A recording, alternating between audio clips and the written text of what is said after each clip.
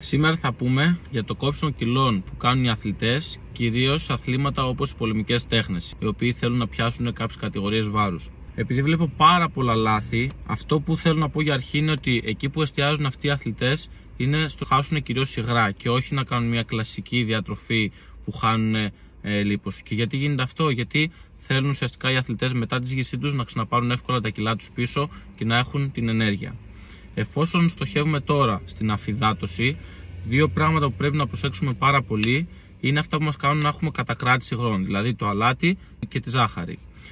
Τώρα, από θέμα φαγητών, το τι θα φάμε δηλαδή, είναι μια κετονική δίαιτα, δηλαδή μια πρωτεϊνική δίαιτα, στην οποία τρώμε κυρίως ό,τι έχει πρωτεΐνη, δηλαδή κρέας, αυγά, τα οποία και μας κρατάνε και δεν μας δίνουν πολύ βάρος, γιατί εστιάζουμε στο βάρος και όχι τόσο στις θερμίδες. Περιορίζουμε πολύ τον υδατάνθρακα, γιατί τα τρώμε, παίρνουμε βάρος, αλλά ταυτόχρονα δεν μας κρατάνε.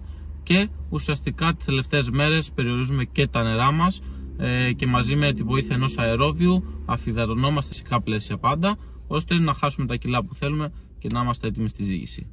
Αυτά είναι τα δικά μου tips, περιμένω και τα δικά σας.